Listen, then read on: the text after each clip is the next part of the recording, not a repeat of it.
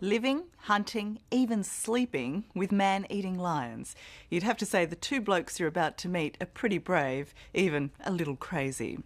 Dave Salmoni and Kevin Richardson are conservationists risking life and limb to save the last of Africa's wild lions.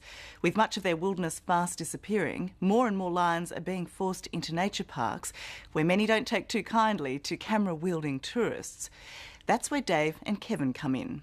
They're involved in a controversial new experiment to habituate lions to humans. As Jay Shadler reports, the stakes are high.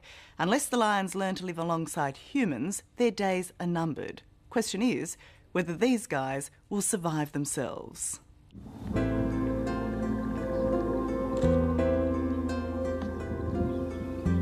In the midday heat, a pride of lions nap under a rose tree.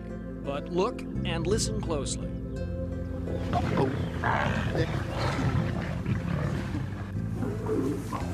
That's, for me, true acceptance. I can lie down with them. I can sleep with them. I can interact with them as if I were alive.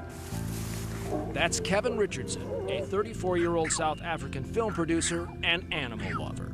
That was truly, I've never seen anything like that. Yeah, well, that's what happens when you integrate it into a pride. You've got to experience it to feel it, and it's a privilege, it's a privilege. In less than an hour, Kevin can break just about every commandment in the lion trainer's Bible.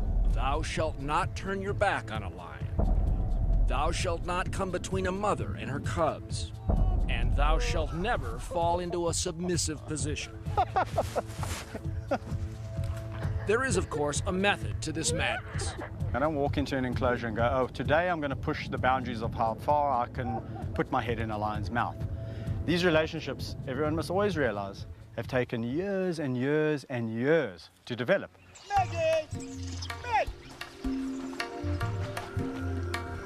I was probably pretty selfish in the beginning. It was all about me. What could I gain from it? But I soon realized that they were gaining from it too. Napoli. What they're gaining is an advocate. Though they are not wild animals, Kevin's notoriety has given him a platform to publicize the grave extinction threat now facing all of Africa's lions. Numbers have dropped in the past decade up to 75%. That's a staggering amount. I think the greater world does think of Africa as this big open landscape, and it's not. Humans are encroaching and animal territories are getting smaller and more defined. Kevin believes documenting his extraordinary encounters with lions can inspire public empathy for the big cats. Squishy, squishy. Which leads us out of South Africa, northwest into Namibia. Here, the land and the lions are still wild. Hey! Another man has begun a dangerous experiment to keep them that way. These are definitely the most aggressive lions I've ever been around. These lions were marked for destruction because they were escaping and hunting people, so people were hunting them. Dave Salmoni is a zoologist, big cat trainer, and a host for Animal Planet.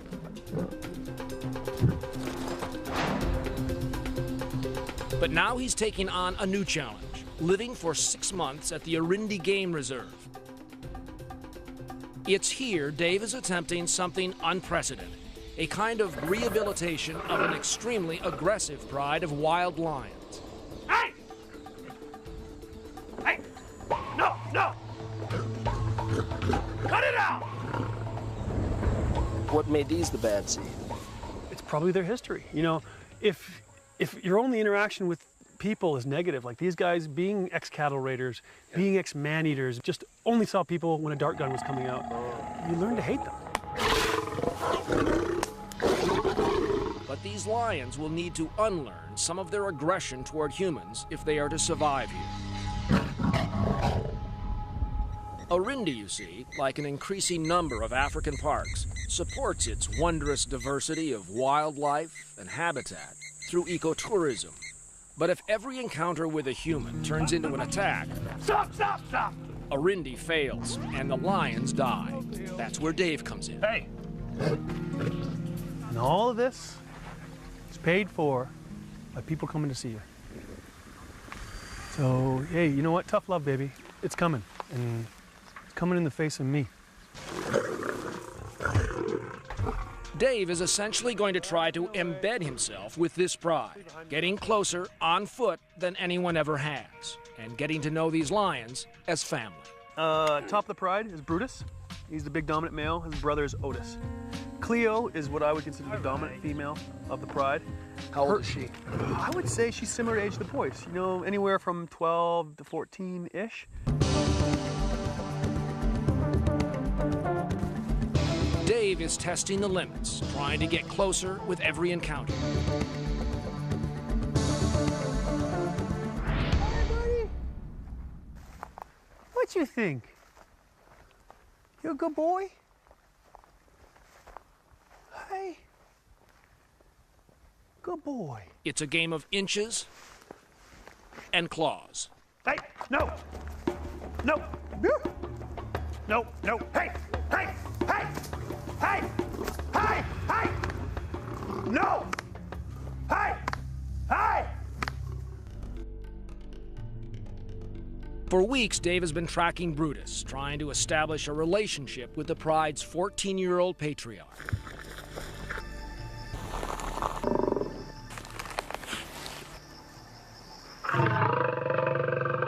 All right, hey! Cut it out! That's enough! Forget it! All right, hey! Cut it out! Get out of here! In an instant, Dave's confidence shows signs of crumbling. Forget it! Hey! Forget it! Get out of here! I do have an ego, and I do think I'm intelligent enough to figure these guys out. But at that point, I was doubting myself. I was like, maybe I can't. Maybe these lions just don't like people. After weeks of trying to approach the lions without triggering a full-on charge, Dave seems defeated. I had one more idea, and that was just changing the way I walked, backwards instead of forwards. And he would start not with Brutus, but with the dominant female, Cleo. Hey!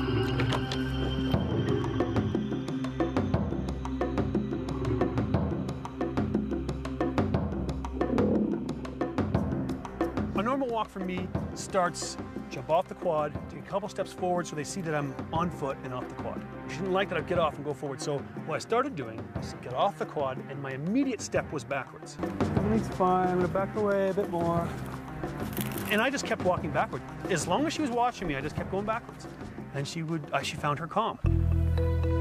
With Cleo calm, Brutus can relax too, and that changes everything. He just watched me, and I would watch him, and it was two beings interacting, forming a relationship so pure that you'll never get it anywhere else. Right. And you're like, this is why I'm here. While humans, of course, pose the major threat to African lions, sometimes danger comes from within the pride itself. Back in South Africa, Kevin Richardson has just saved a newborn cub from an attack by a lioness. I ran up to her, and she came flying at me. She charged you. She charged me full on charge and stopped literally half a meter in front of me. Wah, wah, wah, wah, tail flicking around, eyes as mad as a snake. Immediately to turn around and go back to the cub. She wanted to kill it. She nearly did. On the day we visited, the cub had just returned from the veterinarian. What kind of wounds did he have? The one lioness had him by the throat, under his arm here. That looks like a bad one, nice yeah. laceration there. That was down to his rib cage. The one that we were quite worried about was that one, Yeah. which managed to sever 2 of the 3 layers of muscle before the abdomen. In the wild, would he have lived? No, he would have been torn to shreds. He's a cute little He's guy. precious, eh? Yeah. And he didn't deserve to have such a bad deal. No. Dodging death, Kevin dubs the cub lucky, but perhaps too soon, because he's now been imprinted with human hands and smells. It's unlikely his mother will accept him back into the pride.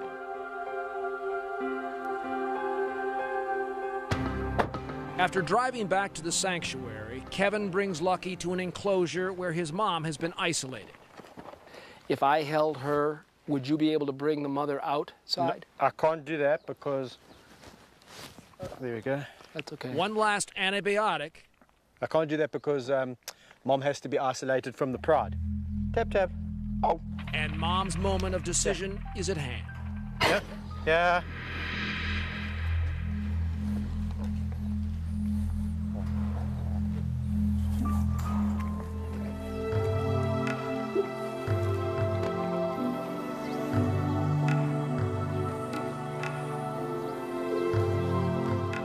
Total acceptance.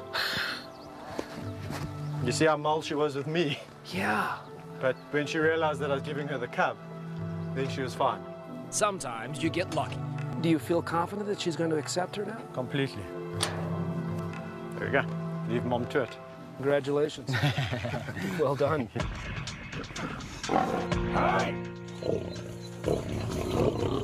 It's enough. In the long weeks since this project began, the pride and Dave Salmoni's relationship to it has begun to change. Cut it out! Increasingly, there's a grudging acceptance of his presence, sometimes even a nonchalant indifference.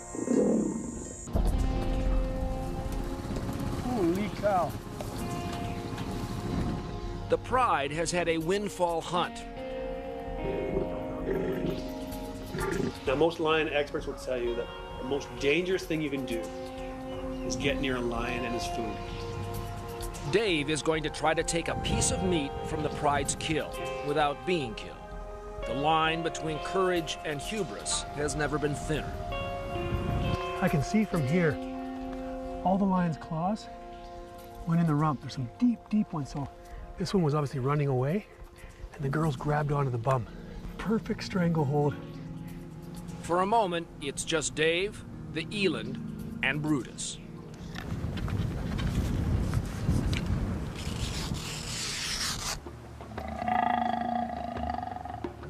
When Brutus stood up and I was on that eland carcass, that's a heart-stopping moment. Backing away, backing away. That's okay, buddy. I know you didn't do anything aggressive. I'm just gonna leave. Bye-bye. All right, Brutus. And I'm back in a nice, calm spot. Precisely what Brutus has made of this encounter is unknowable. As for Dave, You're a showman more than you are a zoologist, more than an animal trainer. Is that what you're really doing out here? You know, I've been accused of everything that you said. And I'm going to be accused even more when people see this show. I don't need to defend myself anymore. You know, I do what I do. I'll explain it to you once. And then if you don't like that, then go off. You know, tell everybody that I'm an idiot and a showman and a whatever. Great. I don't need your recognition.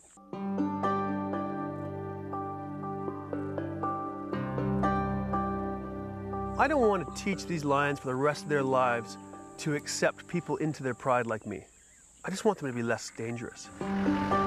and accepting of the ecotourists whose money supports this giant game preserve. How this once vicious pride will react to them is now the ultimate test of Dave's project. Right behind this brush ridge, there's another car we can't see, another vehicle, but that has tourists in it, right? Yeah, exactly. And every one of them's a paying guest. And every one of them that gets a good photo of these lions, like they're going to, are going to go home to friends and say, hey, you got to go to Larendi. That place has got some cool lions. And one strange man. Yeah. In the end, the two men we have met tonight, Kevin and Dave Salmoni, may be viewed as lion-hearted, cut it out, or foolhardy, though the truth is they are both. In any event, the judgment of humans is never high on their list of priorities.